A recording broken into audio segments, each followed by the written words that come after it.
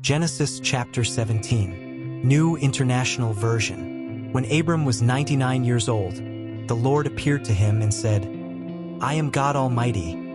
Walk before me faithfully and be blameless. Then I will make my covenant between me and you and will greatly increase your numbers." Abram fell face down, and God said to him, "As for me, this is my covenant with you. You will be the father of many nations. No longer will you be called Abram. Your name will be Abraham, for I have made you a father of many nations. I will make you very fruitful. I will make nations of you, and kings will come from you.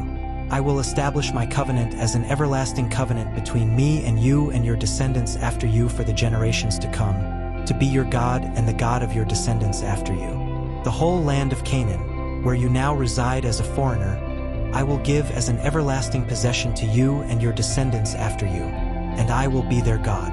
Then God said to Abraham, "As for you, you must keep my covenant, you and your descendants after you for the generations to come. This is my covenant with you and your descendants after you, the covenant you are to keep. Every male among you shall be circumcised. You are to undergo circumcision, and it will be the sign of the covenant between me and you. For the generations to come, every male among you who is 8 days old must be circumcised, including those born in your household or bought with money from a foreigner, those who are not your offspring. Whether born in your household or bought with your money, they must be circumcised. My covenant in your flesh is to be an everlasting covenant. Any uncircumcised male who has not been circumcised in the flesh will be cut off from his people. He has broken my covenant." God also said to Abraham, "As for Sarai your wife, you are no longer to call her Sarai. Her name will be Sarah. I will bless her and will surely give you a son by her. I will bless her so that she will be the mother of nations. Kings of peoples will come from her." Abraham fell face down. He laughed and said to himself, "Will a son be born to a man 100 years old? Will Sarah bear a child at the age of 90? And Abraham said to God, "If only Ishmael might live under your blessing." Then God said, "Yes, but your wife Sarah will bear you a son, and you will call him Isaac. I will establish my covenant with him as an everlasting covenant for his descendants after him. And as for Ishmael, I have heard you.